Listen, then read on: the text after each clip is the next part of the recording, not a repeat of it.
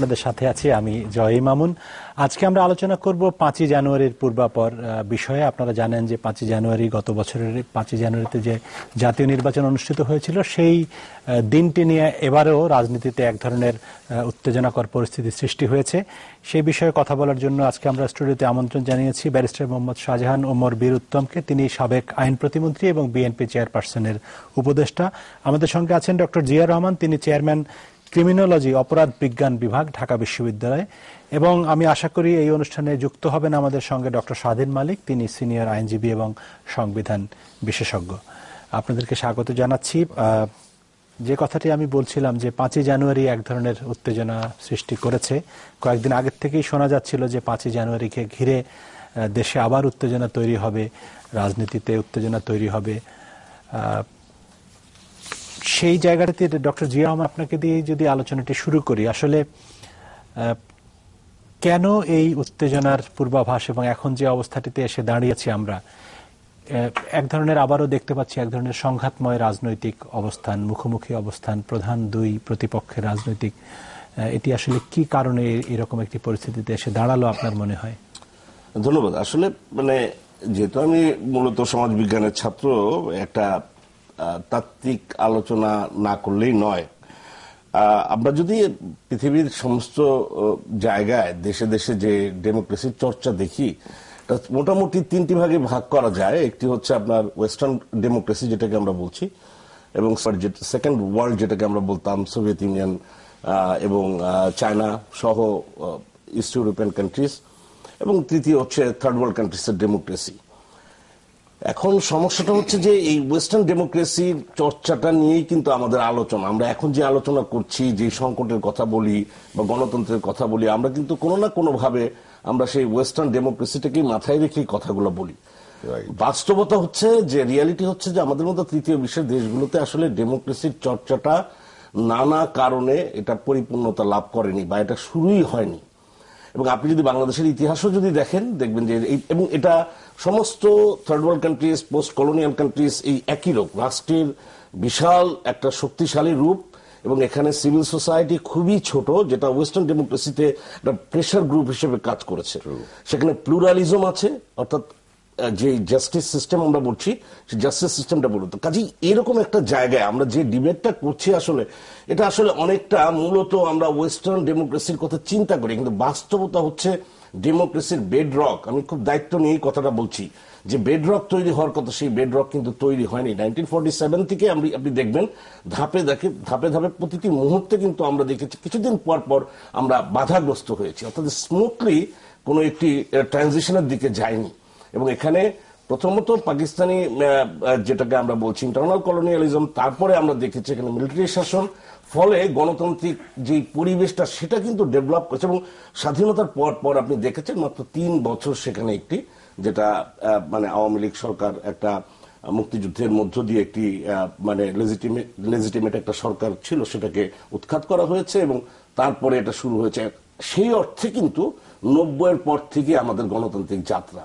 তো সেই হিসেবে আমি বলবো যে এখানে গণতন্ত্রের এই বিষয়টি আসলে এখনো পরিপূর্ণভাবে বিকাশ করে। ইন্টারেস্টিংলি গত 8-10 বছরে আপনি দেখবেন এখানে একটা প্যারাডাইম শিফট হয়েছে এবং এই প্যারাডাইম শিফটটা মূলত এক্সপোর্ট লিড ইন্ডাস্ট্রিয়ালাইজেশনকে কেন্দ্র করে, যেটা কিনা আমরা ওয়েস্টার্ন গণতন্ত্রের যে আর্লি ইন্ডাস্ট্রিয়াল ফেজ আমরা দেখেছি, সেই জায়গাটায় আমরা অবস্থান করছি।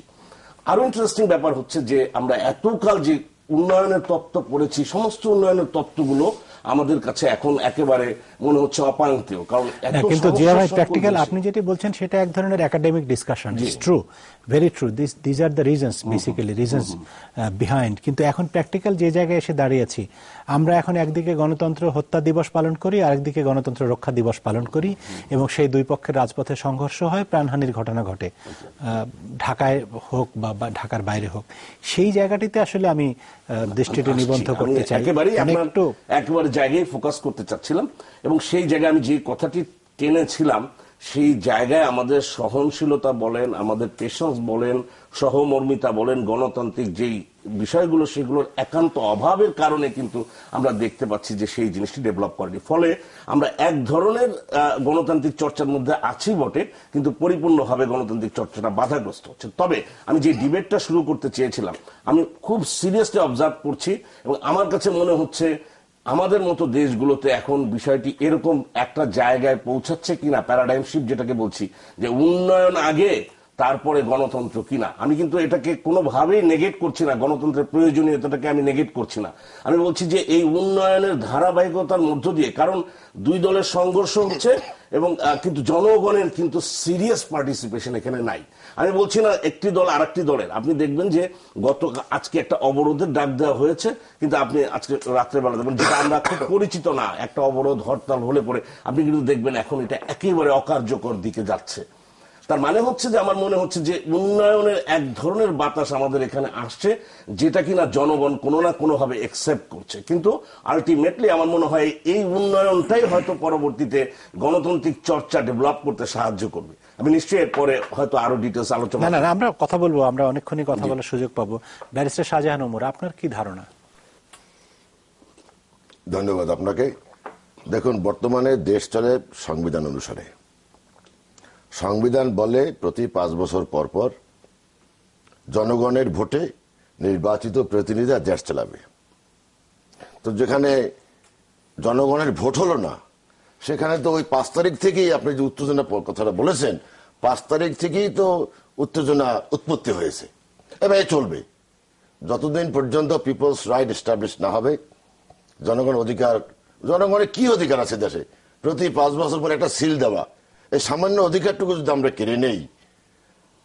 জিয়া ভাই যে কথা বললেন, উনি বিজ্ঞ মানুষ, যে উন্নয়ন আগে না গণতন্ত্র আগে, দেন চেঞ্জ ইউর কনস্টিটিউশন, যে এই জনগণের ভোট টোট লাগবে না, আমরা দেশে কাজ টাজ করবো, কাজ টাজ করে জনগণ যখন চাইবে আবার তখন আমরা গণতন্ত্র দেবো। কিন্তু চেঞ্জ ইট, চেঞ্জও করবেন না, আবার বলবেন উন্নয়ন আগে। গণতান্ত্রিক পরিবেশে তো উন্নয়ন বেশি হয়। এই দেখুন, সেই বেগম খালেদা জিয়ার আমলে বা বেগম হাসিনার আমলে বেশি উন্নয়ন বেশি হয়, আর স্বৈর শাসনের আমলে ব্যক্তিগত উন্নয়ন বেশি হয়। পিপলস ডেভেলপমেন্ট বুঝি কান্ট্রি ওয়াইড, তো গণতান্ত্রিক সিস্টেমই সম্ভব। তো first unit democracy. Democracy means জনগণের ভোটে। আপনাকে একটি what about south east Asian countries? না, ওনাকে আগে উনি শেষ করুক, তারপরে মানে আপনি মনে রাখেন, নোট রাখেন যে কোথায় আপনি। China, Soviet bloc, then Eastern Europe and Bangladesh not the same. Second, one-party system. Their constitution like that. Soviet Union one-party system.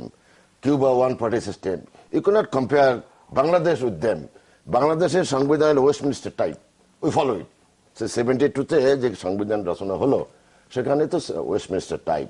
সেখানে সংসদীয় গণতন্ত্র চলবে, হেডেড বাই প্রাইম মিনিস্টার। তো সেই গণতন্ত্র, তাহলে ইউ চেঞ্জ ইউর কনস্টিটিউশন। বলে যে no, like Baksal 75, no, there be one party, that is Baksal. আর ভাই যে কথা বলেছেন আওয়ামী লীগ সরকার উৎখাত হয়েছে, আওয়ামী লীগ সরকার কখন উৎখাত হয়নি। বাকশাল ওয়ান পার্টি সিস্টেম উৎখাত হয়েছে, আওয়ামী লীগ উৎখাত 75 হয়নি। আর কিছু বলছিলেন? না, আমি বলতে চাচ্ছিলাম যে এখনকার যে সংঘাতপূর্ণ অবস্থাটি, এটি আসলে আপনি বিএনপি চেয়ারপারসনের উপদেষ্টা হিসেবে বললে আপনি বলবেন যে হ্যাঁ, এখন সরকার এই নির্বাচনের ভেতর দিয়ে একটি অবৈধ সরকার দেশ চালাচ্ছে। কিন্তু কালকে প্রধানমন্ত্রী বলেছেন যে বিএনপি সেই নির্বাচনে অংশ নেয়নি, সেটি বিএনপির ব্যর্থতা। সেই ব্যর্থতার দায় কেন জনগণ নেবে? মানে প্রধানমন্ত্রীর এই বক্তব্যের জবাব আপনারা কিভাবে দিবেন? ব্যর্থতা হলো, এটা ব্যর্থতা 5 বছর পরে আপনি যখন ক্ষমতায় ছিলেন। ব্যর্থ বা আমি আপনাকে ব্যর্থ বললে তো হবে না। What is establish fact?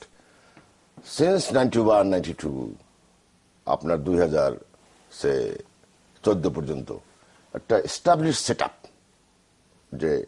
যে কোনো ইলেকশন আপনার to be conducted by neutral caretaker government. সেইভাবে 92-তে হলো, 96 হলো, 2001-এ হলো, আপনার 2008-এ হলো। 2014-তে অসুবিধা কি ছিল? Why to change that system? ঠিক আছে, চেঞ্জ করতেই পারে, জনগণ কে চেয়েছিল, অলরাইট। গণভোটটা উঠিয়ে দিলেন কেন সংবিধান থেকে? গণভোট দিতেন, যার অনেক দেশেই আছে যে গভর্নমেন্ট ক্ষমতায় থেকে ইলেকশন দেয় এবং নির্বাচন কমিশন নিউট্রালি নির্বাচন করে, সেটা চেঞ্জ করলেন কেন? Did you take people's mandate?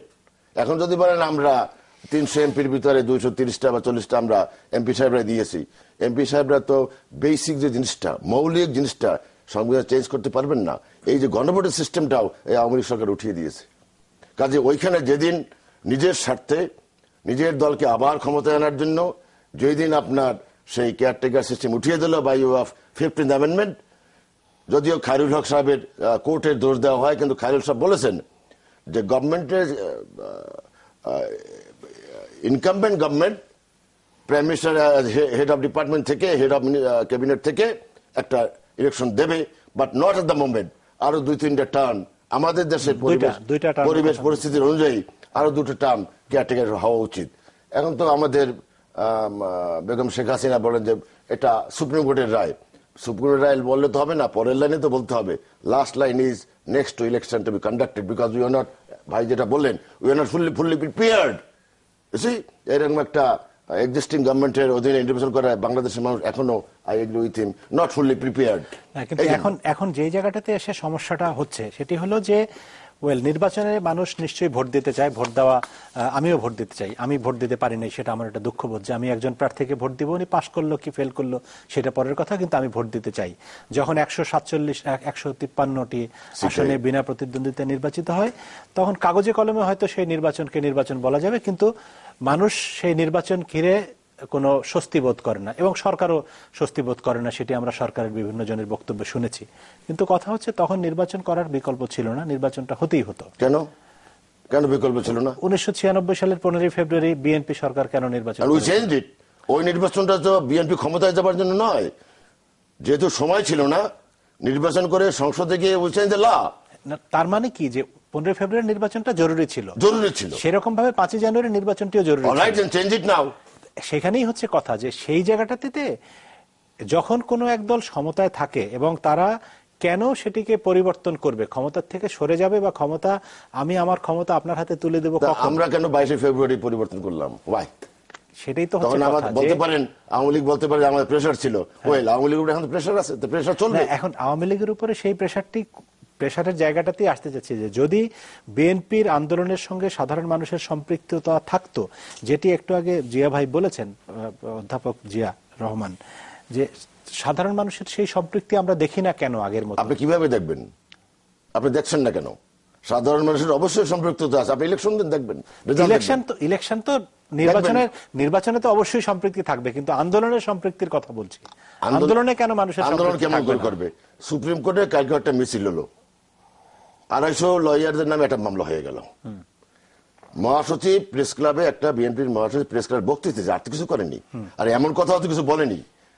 মরহুম শেখ মুজিবুর রহমান বা বঙ্গবন্ধু বা বেগম হাসিনা বা অন্য কেউ তো কটাক্ষ কিছুই করেনি। তার বিরুদ্ধে মামলা দিয়ে 2 মাস না 3 মাস আগে পূর্বের একটা মামলা দিয়ে তাকে অ্যারেস্ট করা হলো।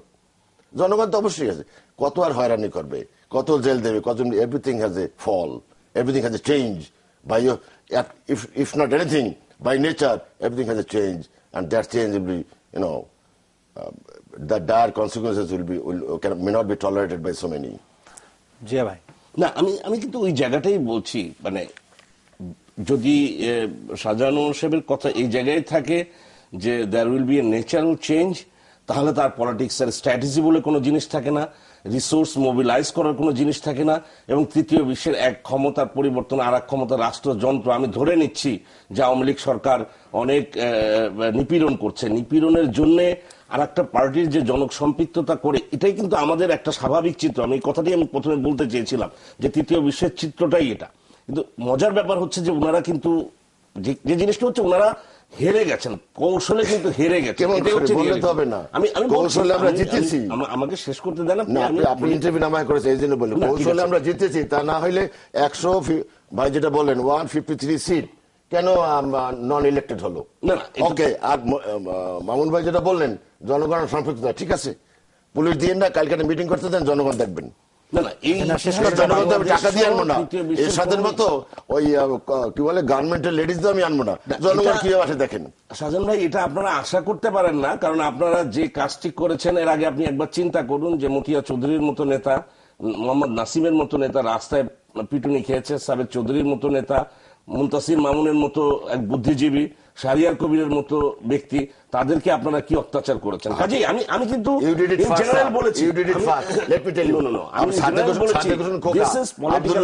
বাংলাদেশ আব্দুল্লাহ নোমান, সাদিক হোসেন খোকা, এমনকি আমার ওইখানে তার মানে কি তাদের মাথা ফাটিয়েছেন। আপনি আমার জায়গায় আসলেন, আমি কিন্তু এই কথাটাই বলছি। আমরাও চাই না আপনারা এই কথাটাই বলছি, কি বলে হার্ট হোক বা হিট হোক, সো আমরা আশা করবো না অন্য দল থেকে বিএনপি হার্ট হোক হিট হোক। কিন্তু বিষয়টি যে জায়গাটি আপনি বলেছেন 96 এর যে ঘটনাটি ঘটেছে, সেটি কিন্তু আওয়ামী লীগ তার মানে সেই পিপুলসকে মোবিলাইজ করতে পেরেছে, তার পার্টি নেতাকর্মীদের মোবিলাইজ করেছে বলে আপনাদের উপর একটা প্রেশার তৈরি হয়েছে বলেই তারপরে কিন্তু আপনারা দিতে বাধ্য হয়েছে। বিষয়টি এটা বলছি, ওকে বাধ্য হয়েছি। এই কেয়ারটেকার গভর্নমেন্ট কার আন্দোলনের ফসল?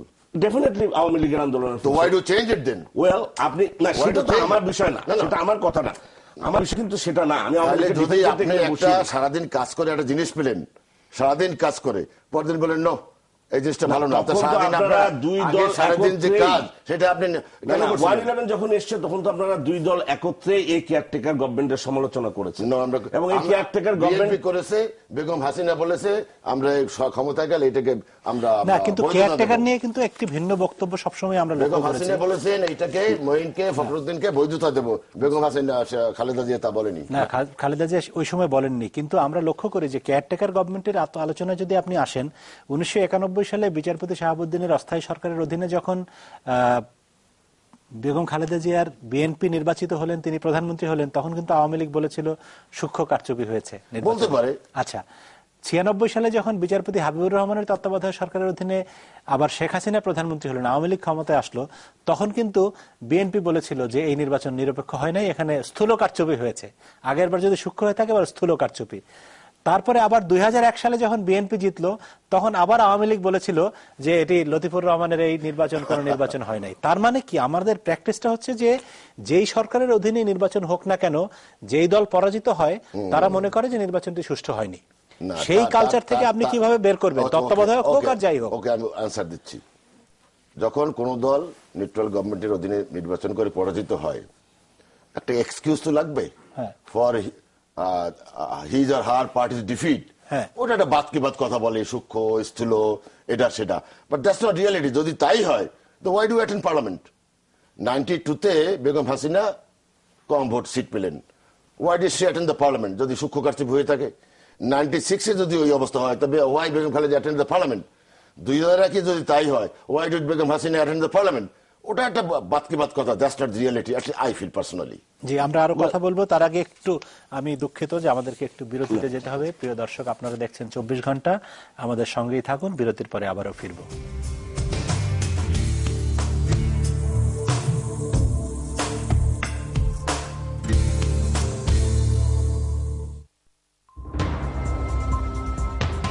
আপনারা দেখছেন 24 ঘন্টা। ধন্যবাদ।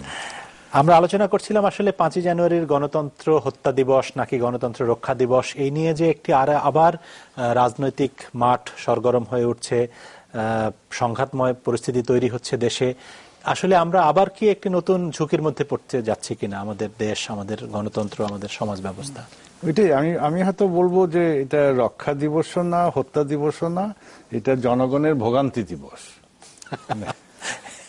তাই তো, মানে এখন যেটা হচ্ছে যে আমাদের দৃষ্টিভঙ্গি থেকে এখন ধরেন দুই রাজনৈতিক দল, এক দল ক্ষমতায় থাকবেন, আরেক দল ক্ষমতায় যেতে চাচ্ছেন, এ নিয়ে ওনাদের লড়াই হচ্ছে। কিন্তু মাঝখানে তো অনেকটা এখন মনে হচ্ছে যে ধরেন গত 1 বছরে বা 1.5 বছরে এখন আমরা বলি হয়ে যাচ্ছি। আগে রাজনীতির মাঠে রাজনীতিবিদরা লড়াই করতেন, মানে সার্বিক অর্থে না, লড়াই তাদের রাজনৈতিক আন্দোলন বা জনগণকে দুই পক্ষই জনগণকে টানার যে চেষ্টা, বিভিন্ন প্রতিশ্রুতি দিয়ে, বিভিন্ন বক্তব্য দিয়ে, ওইটা এক ধরনের রাজনীতি ছিল। কিন্তু এখন তো আমরা মানে ওই দুই ধরনের রাজনীতি, প্রধান দুই দলের রাজনৈতিক সংঘাতে ফলে পড়ে যে আজকে কালকে টেলিভিশনে যে কতগুলি কমন সিন যেটা দেখা যাচ্ছে, যে মানে আগুন দেওয়া, মারামারি, পুলিশের পিটানো, মানে বিশৃঙ্খলা, লোকজনের কাজে যেতে পারছে না, তারপরে ওই দূরে সব যাত্রীরা, বাচ্চাদের স্কুল বন্ধ, দূরে যাত্রীরা আটকে আছে, কোর্ট বন্ধ। আর সন্ধ্যার সময় একজন যে মক্কেলরা জিজ্ঞেস করে, সবাই তো মামলা করতে যায়, তো কেউ শক করে যায় না, এটা বিরাট মানে বাধ্য হয়ে যাচ্ছে। কিন্তু এখানে এখন দিনের পর দিন কোর্ট যদি বন্ধ থাকে, সবকিছু আমি জাস্ট আমার ইয়েতে বললাম, ফলে জনগণের তো ভোগান্তি বাড়ছে, আর দুই দিকেই নেতারা বলছেন যে কি দরকার, কি করণীয়, কিন্তু জনগণকে এখানে কোনো কিছু মানে ওই ধরনের বলার তো কোনো সুযোগও দেওয়া হচ্ছে না। ফলে যেটা হচ্ছে যে দুই দলের মারামারিতে জনগণ একেবারে ভোগান্তির চরমে গেছে। ফলে আর ওর থেকে বেশি যে আমাদের সাধারণ নাগরিকের প্রত্যেক দিনই একটা ভীষণ উৎকণ্ঠা আজকে বসে বাসায় হচ্ছিল যে আমি ভাবলাম যে না কালকে বোধহয় কোর্টে না গেলেও, যদি না গিয়ে পারা যায় তাহলে আমি বাসায় বলছি কালকে কোর্টে যাব না, কারণ মানে ওইরকম জরুরি কিছু নাই, না গিয়ে যদি পারা যায় নর্মাল অন্য যে কোনো দিন হলে আমি কোর্টে যেতাম, মানে কাজ না থাকলেও আমরা উকিল হিসাবে কোর্টে যাই, কিন্তু এখন সব বাসায় বসে থাকবো, মানে আপনার ইনসিকিউরিটি, সেটাই বলছি, মানে ওই যে ওইটার ভোগান্তি, অশান্তি সবকিছুই। আমি তাহলে এই দিকটাই বললাম, অথবা আমি বলছি যে এটা এখন রক্ষাও না হত্যাও না, এটা জনগণের ভোগান্তির একটা মানে সময় হয়ে গেছে। ভোগান্তির একটা মানে একটা দিনক্ষণ তারিখ ধরে ঘোষণা করে আমরা জনগণের ভোগান্তি করব, এই ধরনের একটা ঘোষণা করে তারা করছে। ব্যারিস্টার শাহজাহান ওমর, এই যে আপনারা, মানে আমি একটু যোগ করি, আপনি তো বলবেন তার সঙ্গে, যে আপনারা মানে রাজনীতিবিদরা দাবি করেন উভয় দলই যে আমাদের জনগণ আমাদের সঙ্গে বা জনগণের জন্য আমরা এগুলি করছি, কিন্তু জনগণের ভোগান্তির কারণও আবার আপনারাই হন কেন? আমরা কারা? আপনারা রাজনৈতিক দল এবং রাজনৈতিক নেতৃবৃন্দ, আপনাদের সিদ্ধান্ত কাকে নিয়ে, কাদের নেতা? আমরা কাদের নেতা? সকলেই তো দাবি করেন, সকলেই দাবি করেন জনগণের নেতা, কিন্তু জনগণের সংগঠন, জনগণের প্রতিষ্ঠান, কিন্তু তাহলে জনগণ নাই, জননেতা নাই। জনগণ আছে বিধায়িত জননেতা। বা ধরেন আমরা I became first MP in 79, এতক্ষণ আসছে, আমার সাথে জনগণ না থাকলে how can I become MP times and again? Definitely জনগণ আমাদের সঙ্গে আছে। এই যে ডক্টর শাহেদ মালিক সাহেব যে কথা বললেন, জনগণের suffering, you do not represent জনগণ। জনগণের সাফারিং কি? I know it better. You are a professor or a lawyer, you know better subject in high court and a university. I know better about জনগণ।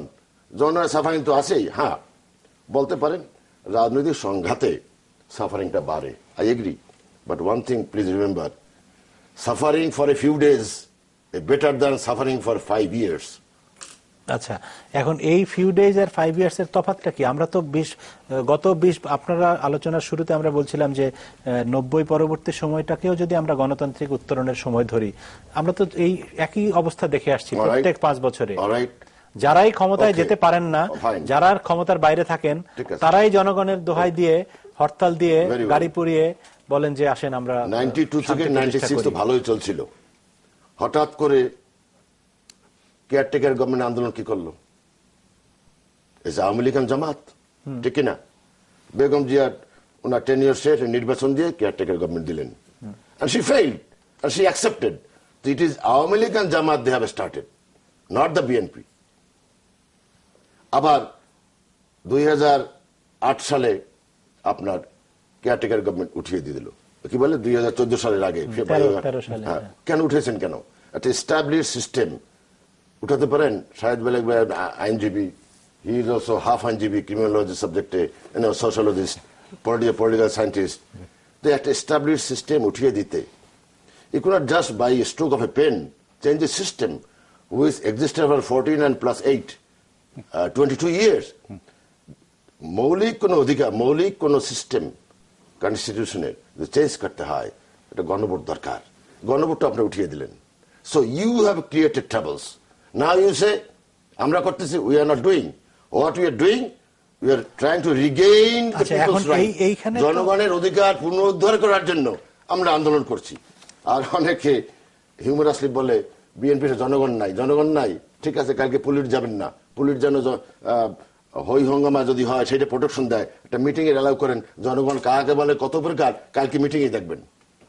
আচ্ছা, তত্ত্বাবধায়ক সরকার বাতিলের বিতর্ক পুরনো, সেটি মানে ওই সময় আমরা এটা নিয়ে প্রচুর কথা বলেছি, এখন আর সেই বিতর্কের জায়গায় যেতে পারি না, যেতে চাই না। কিন্তু জনগণ আছে কি নাই সেটার চাইতে বড় কথা হচ্ছে যে বিএনপি তার আন্দোলনে সফল হচ্ছে না বলেই আপাত দৃষ্টিতে মনে হচ্ছে। আন্দোলন কি এটা কি জোয়ার ভাটা নাকি? 6 ঘন্টা পর জোয়ার হবে, 6 ঘন্টা ভাটা হবে? আন্দোলন মে টেক ইয়ার্স। একটা সুন্দর জিনিস আপনার অ্যাচিভ করতে না, আপনার প্রথম 2014 সালের যে 5 জানুয়ারি নির্বাচনের আগে যে ঘোষণা দেওয়া হয়েছিল যে নির্বাচন সেই প্রতিহত তারা করতে আমরা পারে প্রতিহত করেছি, সাকসেসফুল, যে কারণে 153টা সিটে নির্বাচন হয়নি, দাদা, যে কারণে 144 সেন্টারে কেউ যায়নি, যে কারণে ইলেকশন সেন্টারে মানুষ নিয়ে গিয়ে কুত্তা বসে আছে, তা আমরা সাকসেসফুল হয়ে, কে সাকসেসফুল হয়েছে? এটা কি বলেন জয় ভাই? সিনিয়র জার্নালিস্ট, আমি বলছি ইলেকশন বুথে জনগণ না গিয়ে কুত্তা বসে থাকে, সেখানে বিএনপি সাকসেসফুল হলো কে? যদি তাই হয়, যদি আন্দোলন সাকসেসফুল হয়, তাহলে তো সেখানেই আন্দোলন শেষ হয়ে যাওয়ার কথা। তাহলে এখন আবার কেন আন্দোলন? এখন তারা, it has become police state. Police নিয়ে অপোজিশনকে মামলা দিয়ে তাদেরকে অ্যারেস্ট করে, তাদেরকে গুলি করে, তাদেরকে মারপিট করে, নাজেহাল করে তারা ক্ষমতা এখনো পুলিশ বাহিনী দ্বারা, আইন শৃঙ্খলা বাহিনী দ্বারা টিকে আছে। But there is an end to everything, there is a fall of everything. Doctor Sajid Malik, police রাষ্ট্র সম্পর্কে আমরা অভিযোগ এর আগেও শুনেছি, আমরা দেখেছি যে পুলিশকে ব্যবহার করে বিরোধী দলের নেতা পিটানোর ঘটনা আজকে নতুন না। যেই করে এটা অপরাধ, ঠিক না।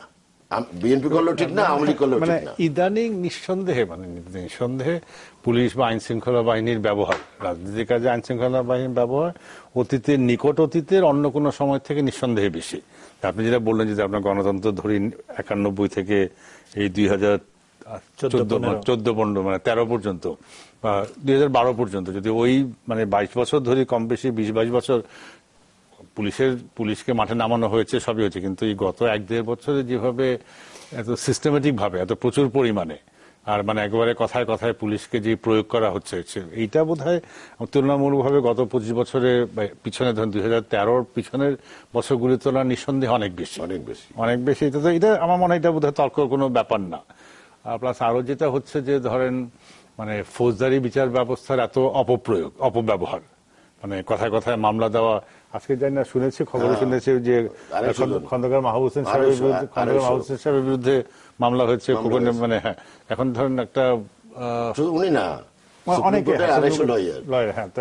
ঠিক আছে, এর মধ্যে কিছু উচ্ছৃঙ্খল লয়ার থাকতে পারে, আমি নিজেদের কমিউনিটি বলছি, কিন্তু কিছু তো আছে ধরেন এভাবে ঢালে, এইগুলি খুবই হচ্ছে। এবং এটা ধরেন আমি আগেও করেছি, তাত্ত্বিকভাবে এটা সব সময় যখন একটা সরকারের জনসমর্থন কমে, তখন তুলনামূলকভাবে আইন শৃঙ্খলা বাহিনীর উপরে নির্ভরশীলতা বাড়ে। এটা তো নতুন কোনো কথা না। আর এই নির্ভরশীলতার উপরে নির্ভর করে, আইন শৃঙ্খলা বাহিনীর উপরে নির্ভর করে যে অনেকদিন থাকা যায়, তেমন কোনো বড় জনসমর্থন না থাকলেও, সেটা হোসেন মাহমুদ এরশাদ একটা সবচেয়ে বড় প্রমাণ। এবং এটা থাকা যায়, আপনি বলছেন আইন শৃঙ্খলা বাহিনীর উপর নির্ভর করে, যদি আইন শৃঙ্খলা বাহিনীকে আপনি পতন এমন হয়, হেটফুল পতন হয়, সেটা অন্য কথা। আমি বলছি যে আইন শৃঙ্খলা বাহিনীকে আপনি নিজের রাজনৈতিক কাজে সবচেয়ে বেশি ব্যবহার করবেন সবসময়, এবং ধরেন অন্য কিছু নর্মসের তোয়াক্কা করবেন না। সামরিক শাসনরা আসে কিভাবে? সামরিক শাসন এসে তো যে যখনই থাকে, অন্তত প্রথম সম্পূর্ণ তো আইন শৃঙ্খলা বাহিনী সামরিক বাহিনীর উপর নির্ভর করে। জনসমর্থন থাকলেও থাকতে পারে, না থাকতে পারে, কিন্তু সারা দুনিয়া তো ওইটা না। আমি বলছি বাংলাদেশে ওইটা হচ্ছে না। আমি যেটা বলছি যে তর্কের খাতিরে যে অনেক সময় জনসমর্থন না থাকলে সাধারণত যেটা হয় যে আইন শৃঙ্খলা বাহিনীর উপর নির্ভরশীলতাটা বেড়ে যায়। আর দ্বিতীয়ত যেটা বলতে চাচ্ছি যে অনেক সময় আইন শৃঙ্খলা বাহিনীর উপর নির্ভর করে জনসমর্থন না থাকলেও বহুদিন যে ক্ষমতায় থাকা যায়, তার তো উদাহরণ দুনিয়াতে অনেক, গত 50 বছরে অন্তত 100টা উদাহরণ দেওয়া যাবে। তো ওই ধরনের। আর এখন যেটা হয়েছে, আমি বলবো যে অতীতের তুলনায় নিঃসন্দেহে আমাদের আইন শৃঙ্খলা বাহিনীর এই সক্ষমতা, শক্তি প্রয়োগের সক্ষমতাটা অনেক বেড়েছে। ধরেন কথা আমি ধরি 80-র দশকে, 30 বছর আগে আইন শৃঙ্খলা বাহিনীর শক্তি প্রয়োগের যে সক্ষমতা ছিল, সেইটা এই তুলনায় এখনকার ওই সময়ের তুলনায় এখন অনেক বেশি। কথা এখন পুলিশের মুভ করা, যেটা যে পুলিশের গাড়ি, 30 বছর আগে যতগুলি গাড়ি ছিল, আমি সংখ্যায় হয়তো বলতে পারবো না, কিন্তু ধারণা করতে পারি। সেটা তো খুবই স্বাভাবিক। এই জন্য আমি বলতে চাচ্ছিলাম যে হ্যাঁ, সেই ব্যবহার তো বেড়েছেই, কিন্তু কথা হচ্ছে যে আমাদের রাজনৈতিক সরকার মানেই একটা পর্যায়ে দেখি যে তারা পুরোপুরি পুলিশ নির্ভর একটি সরকারে পরিণত হয়। আপনি এখন পুলিশের ব্যবহার আমরা দেখছি, আমরা তো এর আগে ওইরকমও দেখেছি যে মোহাম্মদ নাসিম, বা একটু আগে যেটি বলছিলেন যে সাবির হোসেন চৌধুরীকেও তো পুলিশ রাস্তায় পিটিয়েছে, মতিয়া চৌধুরীকেও পুলিশ রাস্তায় পিটিয়ে শুয়ে ফেলেছিলেন। ওনারাও সবাই জাতীয় নেতা ছিলেন। আবার সংসদের এই বিরোধী দলের চিফ হুইপ জয়নুল আবদিন ফারুককেও পুলিশ পিটিয়ে রাস্তায় এইরকম এই ঘটনাগুলো কিন্তু ধারাবাহিকভাবেই ঘটে যাচ্ছে। এই জায়গাটায় আমার একটু একটা অবজারভেশন, আমি মানে জি, please বলুন। সেই বিষয়তে মানে আমি বিনয়ের সাথে একটা জায়গায় দ্বিমত করছি যে এখানে একটা পার্শিয়াল স্টেটমেন্ট আছে।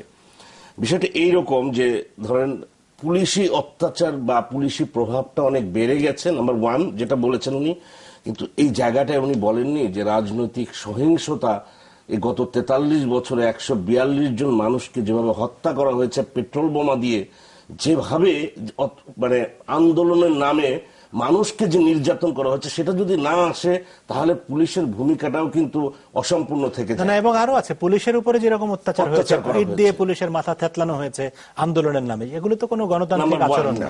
নাম্বার টু হচ্ছে যে জনসমর্থনের কথাটা বলছেন, আমি কিন্তু খুব আমার কাছে আমি খুব মানে আশ্বস্ত হয়ে বা কনভিন্স হয়ে কথাটি বলছি। এই জায়গাটাও আমার মনে হয় বিতর্কের অবকাশ আছে। এই কারণে দেখেন, আমরা যখন একটা কথা বলি, ঠিক আছে, এটা একটা থিসিস যে জনগণ, তৃতীয় বিশ্বের দেশে জনগণ যখন আস্থা কমে যায় পুলিশি রাষ্ট্রে পরিণত হয় পুলিশের উপর, ঠিক আছে, কিন্তু আমি বলছি যে এখানে থিসিসটা এরকমও হতে পারে যে রাজনৈতিক সহিংসতা যেভাবে তারা আন্দোলনের নামে এবং এখানে যুদ্ধাপরাধীর একটা বিচার এবং জামাত এবং শিবিরের যে ভূমিকাটি ছিল, সেই কারণে কিন্তু পুলিশের একটা ব্যবহার হয়েছে। জনসমর্থনের কথাটা যেটা বলেছেন, দেখেন বাংলাদেশের ইতিহাসে এই যে খাদ্য কিছু অর্জন, এগুলো হয়তো মনে হবে যে খুব বেশি বলা হচ্ছে, কিন্তু এর কিন্তু একটা ভিত্তি আছে। দ্রব্যমূল্য যে বাংলাদেশের একটা ঊর্ধ্বগতি এবং সেটাকে নিয়ন্ত্রণ করা, এমনকি তত্ত্বাবধায়ক সরকারের আমলেও কিন্তু এটা করতে পারেনি, স্থিতিশীল কিন্তু এই সরকার রেখেছে। আপনি বিদ্যুতের, আমরা কোনোদিন এখানে আমরা যে বিদ্যুৎ চলে যায় না, এটাও কিন্তু আমরা কোনো যেই জায়গায় নিয়ে যাওয়া হয়েছে, আমি এটাকে কিন্তু প্রশংসা করছি না, আমি বলছি যে এই জায়গাগুলোতে আমি বলতে চাচ্ছি এর সাথে একটা কানেকশন আমি দেখাতে চেষ্টা করছি, আমি একটা কানেকশন দেখানোর চেষ্টা করছি, সেটা বলছি যে মানে আননেসেসারি আমি গভর্নমেন্টকে প্রশংসা করছি না, আমি সেটা বোঝাতে চাইছি। আমি বলছি যে এইগুলো একটা ভিত্তি আছে, যে কারণে কিন্তু আমার কাছে একজন সমাজবিজ্ঞানের ছাত্র হিসেবে মনে হয় বিএনপি যেটা এই পুলিশি রাষ্ট্রের মধ্যেও আমরা দেখেছি যে মোবিলাইজ করা এবং 144 ধারা ভেঙে, কালকে এমন হতে পারত যে বিএনপির সমস্ত নেতা কর্মী যে খালেদা জিয়াকে ওখান থেকে, সেখানে এই ইতিহাসটা আমরা দেখেছি, সেটা হয়নি। এবং আজকে আপনি দেখেন এত অপরাধ হরতাল করা হচ্ছে, যেভাবে গাড়ি চলছে, মানুষের লাইফস্টাইলে চেঞ্জ এসছে, মানুষ কিন্তু এখন আর ব্রেড অ্যান্ড বাটার ইস্যুর মধ্যে সীমাবদ্ধ নেই। আমার কাছে এটা খুব স্পষ্টভাবে মনে হয় যে যে বিদ্যুতের, এই যে আপনার দ্রব্যমূল্য, এই যে খাদ্যের স্বয়ংসম্পূর্ণতা, এই যে মানুষের জীবনযাত্রার মান বেড়ে যাওয়া, এ সমস্ত একটা বিরাট ভিত্তি আছে, যেটার উপর কিন্তু আপনি বলতে পারেন না যে জনসমর্থন এই সরকারের নাই। আমি তো কি বলে একটু আমরা বলবো একটু, না আমরা একটু বিজ্ঞাপন বিরতিতে গিয়ে আবার কথা বলতে আসবো। আমরা অনেক বলেছি, প্রিয় দর্শক আমাদের সঙ্গেই থাকুন, আমরা বিরতির পরে আবারও ফিরবো।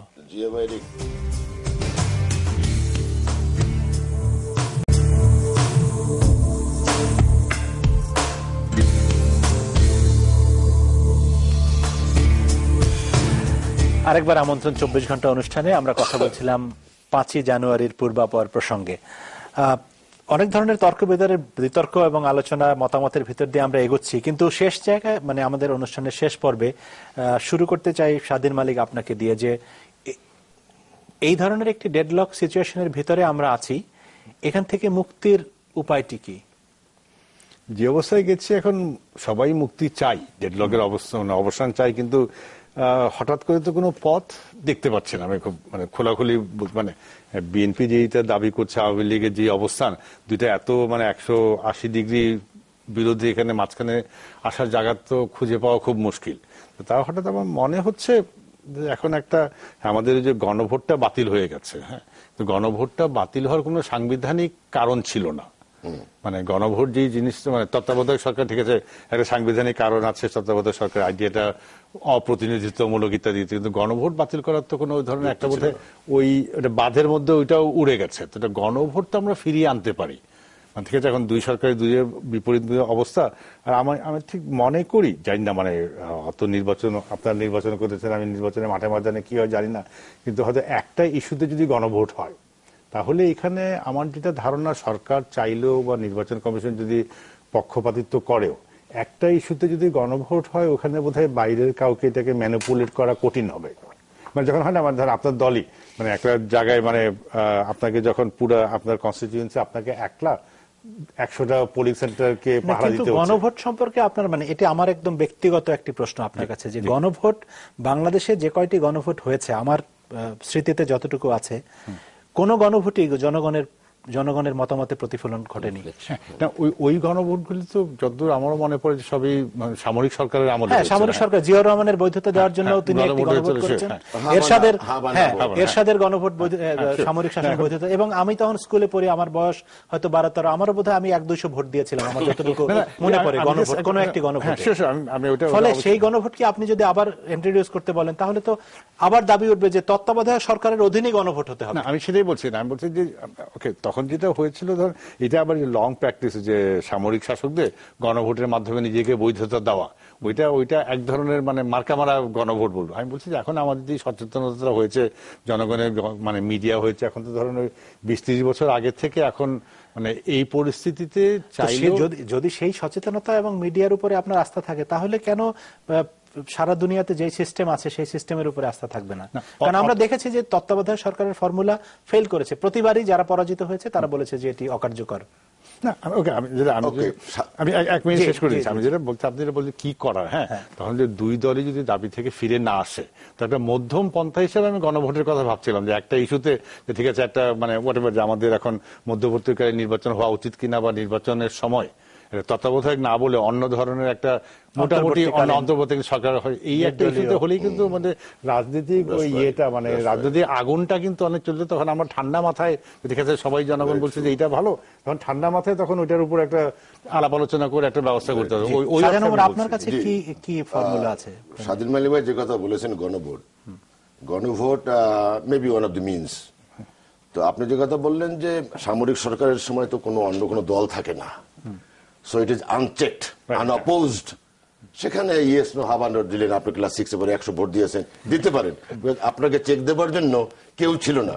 সিস্টেম হ্যাজ চেঞ্জড, ডেমোক্রেসি আস্তে আস্তে রুট নিতে মানুষ শিক্ষিত হয়েছে, আপনার মিডিয়া অনেক হয়েছে, পেপার পত্রিকারা সেটা সেই 75-77, আপনার এখনো 2015, লং আফটার 40 years, 40 বছর পরে মানুষ চেঞ্জ হয়ে গেছে না, maybe one of the means. তারপরে মেইন মিনস হল সেটা, স্বাধীন মেঘ সেটাও বলেছেন। তো সেখানে আবার প্রশ্ন আসবে যে রুলিং গভর্নমেন্ট যদি আপনার পার্টি যদি ম্যানিপুলেট করে, সেখানে একটা সাম সর্ট অফ নির্বাচন ইলেকশন কমিশনকে নিউট্রালাইজ যদি কোনো রকম করতে পারে, যেটা আপনি যেটা বলছিলেন সারা দুনিয়ায় তো এইটাই সিস্টেম, যে নির্বাচনের আগে election commission is the government, তাদের আন্ডারে পুলিশ, তাদের আন্ডারে আর্মি, তাদের আন্ডারে all forces, including civil servant. আমাদের নির্বাচন ফর্ম অফ ডেমোক্রেসির কথা বলি, রাইট। না, আপনি বলেছেন সারা দুনিয়ায় election commission becomes independent and very powerful. আমার দেশে তো তল্পি বাগ, you know better then I, because you have been doing. আমরা এমএ আজিজের মতো নির্বাচন কমিশনারও দেখেছি। এমএ আজিজ কেন? এই রকিবউদ্দিন না কিটা আছে, এইগুলো আমরা দেখতে চাই না। শুধু ডোন্ট রেফার এমএ আজিজ, যারা সো মেনি এমএ আজিজ তো নির্বাচন মানে আইকনিক হয়ে যায় না দুই একটা। রাইট। তো একটা কথা কি জানেন, টাইম হ্যাজ চেঞ্জড। আপনার চেঞ্জ তো হতেই হবে, আপনার পলিটিক্যাল সিস্টেম চেঞ্জ হতেই হবে। দেখেন একটা সিম্পল এক্সাম্পল, পরশুদিন পুলিশের তরফ থেকে বলা হলো ঢাকা শহরে 144 পিনাল কোডের section 144, what is it? No সভা করা যাবে না। না, কি করা যাবে না? 5 জনের বেশি, নো মিটিং, নো সভা, নো সমাবেশ। আপনি কালকে নিশ্চয়ই ঢাকা শহরে গেছেন, কালকে কি দেখেছেন রাস্তায়? মোড়ে ছাত্রলীগ, যুবলীগ, মুক্তিযোদ্ধা, প্রজন্ম লীগ অ্যাসেম্বলড। How come? তো গভর্নমেন্ট তো নিজেই 144 ভঙ্গ করেছে। বিএনপির লোকজন ছিল, বিএনপি কোথায় থাকে রে ভাই? বিএনপি প্রেস ক্লাবে, আমরা বিএনপি প্রেস ক্লাবের সামনে, ঘরের ভিতরে থাকতে পারি না, রাস্তায় তো থাকতে ছিল। ঘরে এক সেকেন্ড দিয়ে আমি শেষ করিনি। ঘরে থাকতে তো 144 নিষেধ করে না, বাইরে নিষেধ করে। তবে আপনি যে কথা বলছিলেন জনগণ থাকলে কালকে বেগম জিয়ার ওখানে হাজার হাজার লোক গেল না কেন? বেগম জি ওখানে হাজার হাজার লোক যাবে, যেখানে হাজার হাজার পুলিশ, বিজেপি, র্যাব, সেখানে আপনি যেতেন? যাওয়া যায়, তথাপি আমরা গিয়েছি, যাই নাই যে তা না, আমরা গিয়েছি। পিপল লাইক ডক্টর কি নাম, president Badruddoza Chowdhury, he was not allowed to enter. Respect থাকে, এত সিনিয়র ডক্টর, এত বয়স্ক লোক, সাবেক এমপি, সাবেক মন্ত্রী, সাবেক রাষ্ট্রপতি, কথা আপনার মুখে মানায়? কেন মানাবে না?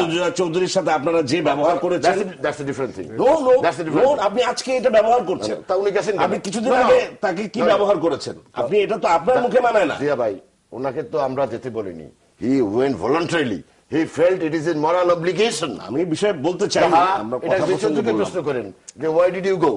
He went voluntarily. তাকে অ্যালাউ করলো না। Well, আমার মনে হয় আমাকে একটু সুযোগ দেওয়া না, না, উচিত, শেষ যে করেন, বিষয়টি হ্যাঁ, আপনি বলেছেন। আমার তো মনে হয় 144 কি শুধু অপোজিশনের জি, জি, জন্য? আপনি বলেছেন আপনার বক্তব্য আমার মনে হয় যে যে জিনিসটি গণভোটের বিষয়টি আসবে, কিন্তু গণভোট দেখেন আবার সেই প্রশ্ন আসবে গণভোট কিভাবে হবে, কারণ এই নিয়েই কিন্তু ইলেকশন নিয়েই কিন্তু এই এত কিছু কেয়ারটেকার গভর্নমেন্ট, তো গণভোট কার আন্ডারে হবে এই নিয়ে আবার নতুন করে বিতর্ক তৈরি না হবে। না, এটা তো গণভোট Well, নিয়ে আমি আমরা just বিতর্ক বলছি চাই না। যারা- এটি মানে ওনারা ডক্টর যারা স্বাধীন বলছেন- মালিকের মনে হয়েছে যে এটি একটি সমাধান হতে পারে। হতে পারে। আপনার কাছে কোনো আলোচনার সাজেশন আছে না, কিনা? আমি এমনি That's the বলছি point. যে এটা নিয়েও হয়তো আবার নতুন করে বিতর্ক তৈরি হতে পারে। এদেশে সেই সবকিছু জায়গায়। নিয়ে বিতর্ক তৈরি হবে।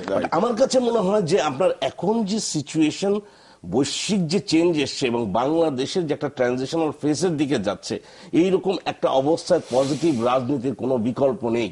এবং এখানে কিন্তু আপনি দেখবেন রেসপন্সিবল যে রাজনীতি, সেটা কিন্তু দুই দলকে করতে হবে। এক দলকে আপনি বলবেন এটা করছে না, আপনি সেই কি বলে লন্ডনে বসে বাংলাদেশের স্বাধীনতা স্থপতি সম্পর্কে যে ধরনের মন্তব্য করা হয়েছে, এটা উস্কিয়ে দেওয়া, কিন্তু আলটিমেটলি এটা কিন্তু দুই দলের মধ্যে একটা পেটি বুর্জোয়া পার্টি। আমরা মোরালেস সবাই জানি এই দুই দলের শ্রেণী চরিত্র মোরালেস সিমিলার, কিন্তু সেখানে আওয়ামী লীগের সার্টেন কিছু অ্যাট্রিবিউট আছে যেটা কিন্তু তারা এগিয়ে আছে বলে আমি ব্যক্তিগতভাবে মনে করি। এই মুক্তিযুদ্ধের চেতনা, মুক্তিযুদ্ধ নেতৃত্বে দেওয়া এবং আমাদের এখনকার যে উন্নয়নের যে সূচক পরিবর্তন করা, এইসবের মধ্য দিয়ে তো কাজে আমি মনে করি যে আপনি যখন, কারণ আপনি কিন্তু ব্যর্থ হয়েছেন, কৌশলে আপনি ব্যর্থ হয়েছেন, আপনি হুমকি দিয়েছেন বর্জন করার জন্য, আপনি হুমকি দিয়েছেন প্রতিরোধ করার জন্য, অর্থাৎ এটি হচ্ছে স্ট্রেট এজিটেশন। সেই জায়গায় যখন আপনি ফেল করেছেন, আপনার বুঝতে হবে যে এই যে বর্তমান যে সিচুয়েশন, সেই সিচুয়েশনে পিপল এই জিনিসগুলো একসেপ্ট করছে না। তার মানে আপনাকে, যেটা আমি বলছি, আপনাকে জনগণের সামনে বলতে হবে যে আমি ক্ষমতায় আসলে পরে 20,000 মেগাওয়াট বিদ্যুৎ দিব, আমি বাংলাদেশে ক্ষমতায় আসলে পরে আমি কমিটমেন্ট করছি যে দ্রব্যমূল্যের ঊর্ধ্বগতি হবে না, আমি কমিটমেন্ট করছি যে শেষ করতে হবে, পলিটিসাইজেশন আপনাকে হবে না, সময় একদম শেষ। ইত্যাদি ইত্যাদি। অর্থাৎ আমি বলছি যে মানে আপনি বলছেন যে পজিটিভ রাজনীতি করতে পজিটিভ হবে, সোজা রাজনীতির কথা। কোনো মানে বিকল্প নেই, দুই হরতাল দলেরই এটা মারামারি করতে হবে। হ্যাঁ, এইগুলি মুখে বললেই কি দেওয়া হয়ে গেল না?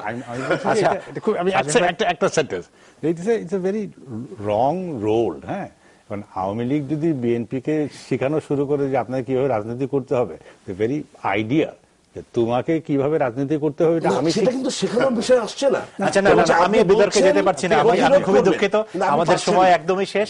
প্রিয় দর্শক, আমাদের সঙ্গে থাকার জন্য, এই অনুষ্ঠান দেখার জন্য আপনাদের প্রত্যেককে ধন্যবাদ জানিয়ে বিদায় নিচ্ছি। সবাই ভালো থাকুন, নিরাপদে থাকুন, শুভরাত্রি।